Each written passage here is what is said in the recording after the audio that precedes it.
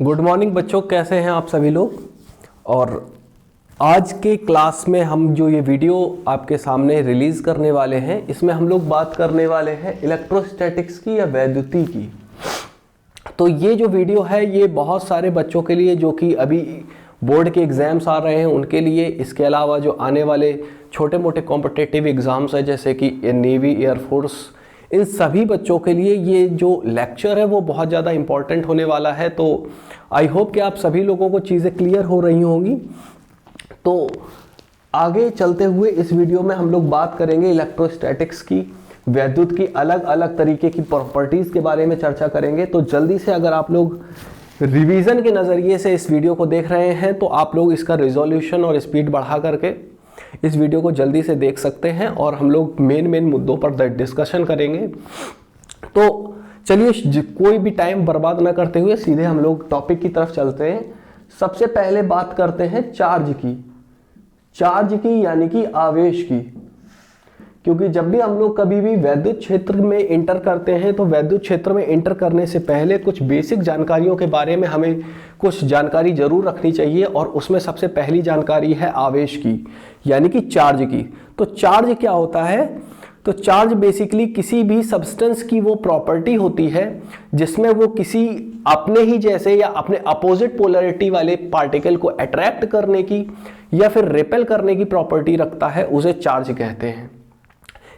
आवेश किसी भी पदार्थ का वह गुण होता है जिसमें वह अपने जैसे या अपने से विपरीत ध्रुवता वाले पदार्थ को आपस में आकर्षित या प्रतिकर्षित करने का गुण रखता है, उसे आवेश कहते हैं।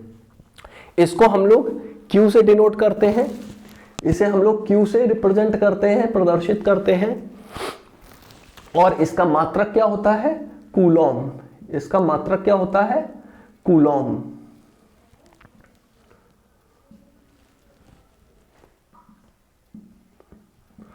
चलिए, अच्छा, अब अगर हम इसके बाद बात करें चार्ज कैसे प्रोड्यूस होता है तो वो एक अलग कहानी है, उसके बारे में बाद में बात करेंगे। अब इसके बाद चार्ज की कुछ प्रकृति के बारे में बात कर लेते हैं। तो हमारे पास चार्ज दो तरीके के होते हैं, एक पॉजिटिव चार्ज होता है और एक नेगेटिव चार्ज होता है। हमारे पास दो तरीके के चार्ज होते हैं, एक पॉजिटिव चार्ज, एक नेगेटिव चार्ज। पॉजिटिव चार्ज वाले को हम लोग प्रोटॉन बोल देते हैं और नेगेटिव चार्ज वाले को हम लोग इलेक्ट्रॉन बोल देते हैं। और हमें पता है कि दोनों के ऊपर जो चार्ज होता है वो सेम होता है 1.6 × 10⁻⁻19 कूलॉम का। कितना? 1.6 × 10⁻⁻19 कूलॉम का चार्ज होता है। अब अगर हम इलेक्ट्रॉन की बात कर रहे हैं तो वहां पे माइनस चार्ज लगा देंगे, अगर हम लोग प्रोटॉन की बात कर रहे हैं तो वहां पे पॉजिटिव चार्ज लगा देंगे। ठीक, इतनी बात आ गई समझ में? चलिए, जब इतनी बात समझ में आ गई तो इसके बाद बात करते हैं इलेक्ट्रिक करंट की। तो अब हम बात करेंगे इलेक्ट्रिक करंट की। इलेक्ट्रिक करंट क्या होता है? तो अगर हम लोग इलेक्ट्रिक करंट की बात करें, इलेक्ट्रिक करंट यानी कि विद्युत आवेश, विद्युत धारा, इलेक्ट्रिक करंट। अगर हम लोग इलेक्ट्रिक करंट की बात करें तो इलेक्ट्रिक करंट क्या होता है? एक सेकंड में किसी भी वायर से जितने नंबर ऑफ इलेक्ट्रॉन पास हो जाते हैं उसी को क्या बोलते हैं? इलेक्ट्रिक करंट बोलते हैं। एक सेकंड में किसी भी वायर से जितने इलेक्ट्रॉन पास हो जाते हैं उसी को क्या बोलते हैं? इलेक्ट्रिक करंट बोलते हैं। दूसरी भाषा में अगर हम लोग इसको कहें तो कुछ इस तरीके से कह सकते हैं कि एक सेकंड में किसी भी वायर में जितना आवेश पास हो जाता है, जितना चार्ज टोटल पास हो जाता है, उसी को इलेक्ट्रिक करंट बोलते हैं। और इसको हम लोग रिप्रेजेंट I से करते हैं। इसको रिप्रेजेंट हम लोग I से करते हैं, कैपिटल I भी बोल सकते हैं। I से प्रेजेंट करते हैं और इसकी यूनिट एम्पियर होती है। इसकी यूनिट क्या होती है भाई? एम्पियर होती है। तो इसका फॉर्मूला हम लोग कैसे निकालेंगे? तो I = टोटल चार्ज हमारा हो जाएगा Q और अपॉन में T टाइम। ठीक है, अब जो टोटल चार्ज है वो हमें पता है कुल नंबर ऑफ इलेक्ट्रॉनों की संख्या के बराबर होगा, तो हम लोग Q की जगह पे Ne डाल सकते हैं।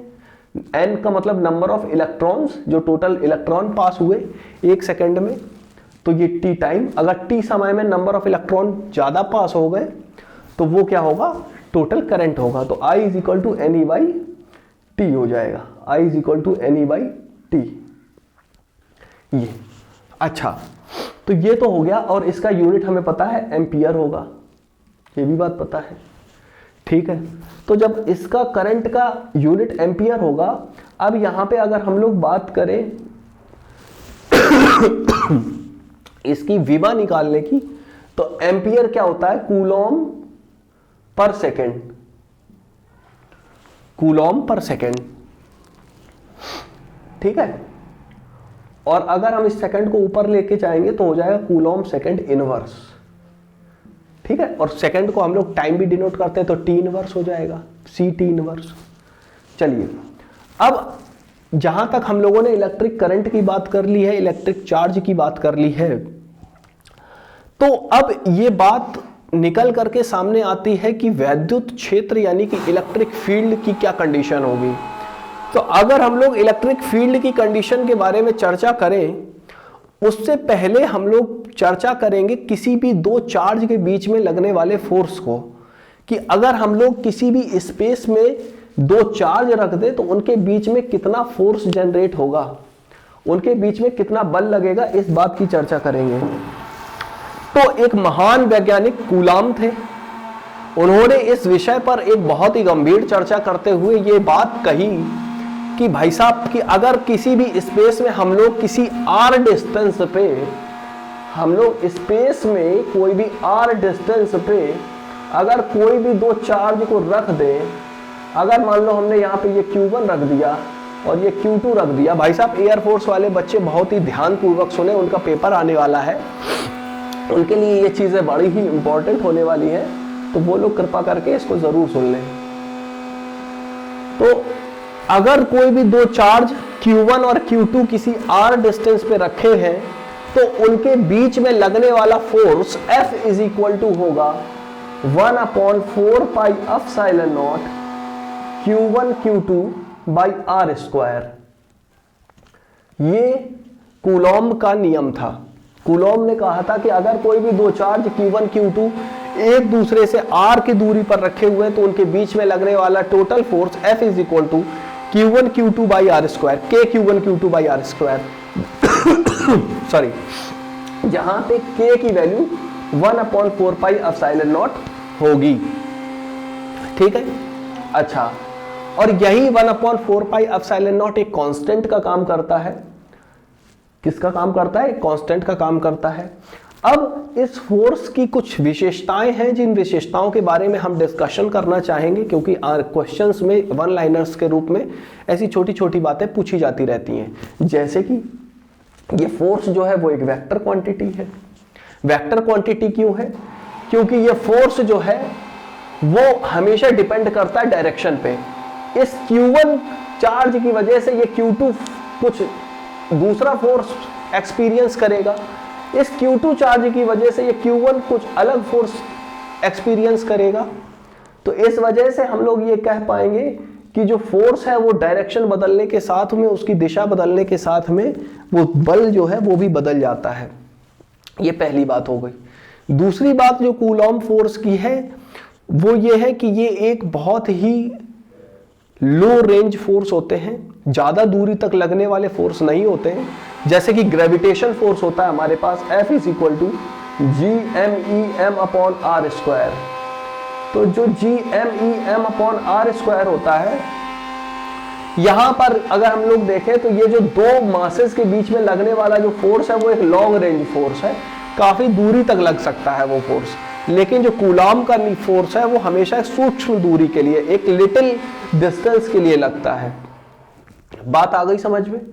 इसके अलावा ये बहुत ही ज्यादा स्ट्रॉन्ग फोर्स होता है, बहुत ही ज्यादा स्ट्रॉन्ग फोर्स होता है क्योंकि बहुत कम डिस्टेंस पे लगता है, लगभग एक न्यूक्लियाई के रेडियस के बराबर ही लगता है। 10 की पावर -15 की रेंज के होते हैं, 10 की पावर -15 मीटर की रेंज के, तो काफी स्ट्रॉन्ग फोर्स होता है। तीसरी बात जो है ये अट्रैक्टिव भी हो सकते हैं, ये रिपल्सिव भी हो सकते हैं। तो ये तीन बातें आपने जान ली कि ये अट्रैक्टिव भी हो सकते हैं, ये रिपल्सिव भी हो सकते हैं, ये डायमेंशनल होते हैं, और साथ ही साथ में ये क्या होते हैं, एक शॉर्ट रेंज फोर्स होते हैं। ठीक है। अच्छा, अब अगर हम लोग इसकी विमा की या डायमेंशन की बात करें एफ की, तो एफ की विमा होती है mlt माइनस टू, mlt की पावर -2। इसको हम लोग कैसे निकाल सकते हैं? तो इसको निकालने का बड़ा साधारण सा तरीका है, हम लोगों को पता है F is equal to m into a होता है, जहां पे m जो है वो किसी भी बॉडी का मास हो जाएगा, तो m, और a क्या होता है, मीटर पर सेकेंड स्क्वायर इसकी यूनिट, तो मीटर पर सेकेंड स्क्वायर, तो मीटर जो होती है वो लेंथ होती है, अपॉन सेकेंड स्क्वायर एक टाइम होता है, तो टाइम का स्क्वायर। अब अगर इस t को ऊपर ले जाओ तो हो जाएगा mlt और माइनस का 2, यहां से हम लोग विमा या डायमेंशन निकाल लेते हैं। तो आई होप कि ये सारी चीजें क्लियर हो रही होंगी और कूलॉम्स का फॉर्मूला भी समझ में आया होगा। अब यहाँ पे ये जो छोटी छोटी बातें हैं कि ये जहाँ पे ये एप्सिलॉन नॉट जो है वो परावैद्युतांक है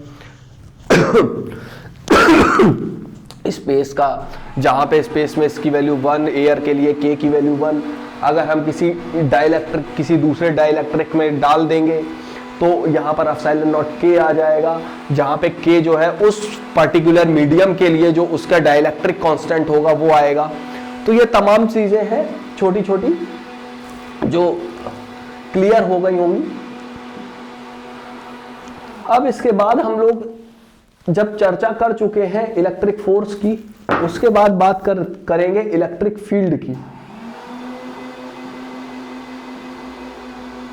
इलेक्ट्रिक फील्ड, इलेक्ट्रिक फील्ड क्या होती है, और आज की इस वीडियो का सबसे लास्ट वाला टॉपिक यही रहेगा, इलेक्ट्रिक फील्ड। इलेक्ट्रिक फील्ड क्या होगी? तो जब भी हम लोग किसी चार्ज को स्पेस में रख दें तो उस चार्ज के आसपास का वो एरिया जहां तक वो किसी दूसरे चार्ज के ऊपर फोर्स अप्लाई कर सकता है उसे क्या कहेंगे? उस चार्ज की इलेक्ट्रिक फील्ड कहेंगे। अगर हम लोग मान लीजिए यहां पे एक कोई चार्ज प्लस क्यू या माइनस क्यू कुछ भी प्लेस कर दें, तो अब इसके आसपास का वो एरिया जहां तक ये किसी दूसरे चार्ज पर कोई भी फोर्स प्लेस कर दे वही क्या कहलाएगा? इस चार्ज की इलेक्ट्रिक फील्ड कहलाएगी। जैसे अगर हम लोग यहाँ पे ये चार्ज प्लस क्यू रखे हुए हैं, यहाँ पे कोई यहाँ तक की रेंज है इसकी, अब हम इसके बीच में मान लो यहाँ पे कोई दूसरा चार्ज माइनस क्यू रख दें, तो अब इस फोर्स के द्वारा इस पर्टिकुलर चार्ज के ऊपर जो फोर्स लगाया जाएगा पर यूनिट कूलॉम में, वही क्या कहलाएगा? इलेक्ट्रिक फील्ड कहलाएगी। हालांकि ये अभी एक टेस्ट चार्ज मैंने नहीं लिया है, लेकिन पर यूनिट टेस्ट चार्ज पे जितना फोर्स लगता है वही क्या होती है? इलेक्ट्रिक फील्ड होती है। टेस्ट चार्ज क्यों लेते हैं? टेस्ट चार्ज इसीलिए क्योंकि उसके कोई भी एक मैग्नीट्यूड ना हो और सिर्फ वो क्या एक्सपीरियंस कराए कि हाँ भाई यहाँ पे कोई एक चार्ज हो तो क्या होगा। ठीक है, तो इलेक्ट्रिक फील्ड का जो फॉर्मूला आता है E is equal to f by q से, जहां पे एफ हमें पता है कि Q1 Q2 by r square और डिवाइड बाई क्यू, एक क्यू से एक क्यू खत्म हो जाएगा, चला जाएगा, तो के क्यू बाई आर स्क्वायर, ये इलेक्ट्रिक फील्ड आ जाएगी हमारी। और ये भी कैसे होती है? एक डायमेंशनल यूनिट होती है, एक विमीय सदिश होता है। तो यहां पे हम लोग कहेंगे कि ये एक जो है डायमेंशनल यूनिट होती है, एक डायमेंशनल यूनिट है। और इसका जो यूनिट होता है वो होता है कूलॉम पर मीटर स्क्वायर, कूलॉम पर मीटर स्क्वायर। वहीं पे जो इलेक्ट्रिक फोर्स था उसकी यूनिट थी न्यूटन या फिर कूलॉम पर मीटर स्क्वायर, कूलॉम स्क्वायर पर मीटर स्क्वायर। चलिए अब इलेक्ट्रिक फील्ड के बारे में थोड़ी सी चर्चा इस बात की भी कर लेते हैं कि इलेक्ट्रिक फील्ड किधर से किधर की तरफ डायरेक्शन रखती हैं। तो इलेक्ट्रिक फील्ड की अगर हम लोग डायरेक्शन की बात करें तो इलेक्ट्रिक फील्ड की जो डायरेक्शन होती है, अगर हम लोग कोई भी प्लस चार्ज Q लिए हैं और एक माइनस चार्ज Q लिए हैं, तो प्लस चार्ज Q के लिए जो इलेक्ट्रिक फील्ड की डायरेक्शन होगी वो हमेशा चार्ज से बाहर की तरफ निकलती हुई प्रतीत होगी। ऐसा लगेगा कि ये चार्ज से बाहर की तरफ है, ऐसे निकलती हुई जा रही है, जबकि नेगेटिव चार्ज के लिए यही इलेक्ट्रिक फील्ड जो है वो अंदर की तरफ आती हुई प्रतीत होगी या दिखेगी। अगर हम लोग इन दोनों चार्जेस को चुंबक के मैग्नेटिक पोल के हिसाब से अगर देखा जाए तो चुंबक के मैग्नेटिक पोल जो नॉर्थ पोल और साउथ पोल होते हैं वहां पर भी जो मैग्नेटिक फील्ड ऑफ लाइंस होती हैं वो एक जगह से निकलती हैं, यानी कि नॉर्थ से निकलती हैं और साउथ में घुसती हैं जाके। यानी कि कहने का तात्पर्य ये है कि अगर ये प्लस से निकले और माइनस में घुस जाए, लेकिन ये सर्कुलर लूप नहीं बनाएंगी, लेकिन ये एक सर्कुलर लूप बनाते हुए नहीं घुसेंगी, ये सीधे सीधे ऐसे जाएंगी।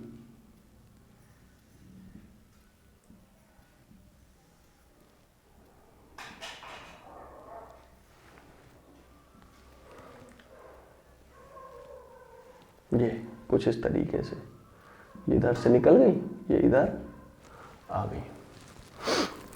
तो इस तरीके से इलेक्ट्रिकल फील्ड ऑफ लाइंस की थ्योरी साबित होगी। आई होप कि यहाँ तक की जो बातचीत हम लोगों ने की, यहाँ पे बहुत सारी चीज़ें आप लोगों को समझ में आई होंगी। कुछ और जानकारी अगर आप लोगों को चाहिए हो तो आप लोग ज़रूर इस वीडियो के नीचे कमेंट में बातों को रख सकते हैं। अगर आप लोगों को और भी कई तरीके की वीडियोस चाहिए तो आप लोग ज़रूर इस चैनल के माध्यम से नीचे कमेंट बॉक्स में करके हमें बता सकते हैं, हम लोग उस वीडियो को ज़रूर रिलीज़ करेंगे। अगर ये वीडियो पसंद आया है तो इसको बहुत सारे लोगों के साथ शेयर करिए और इस चैनल को सब्सक्राइब करिए। आगे आने वाले सेशन में देखते हैं क्या होता है, कितनी वीडियोज़ निकल के आ पाती हैं। तब तक के लिए अपना ध्यान रखिए, दूसरों का भी ध्यान रखिए और ठंड के मौसम में बचकर रहिए। Thank you very much.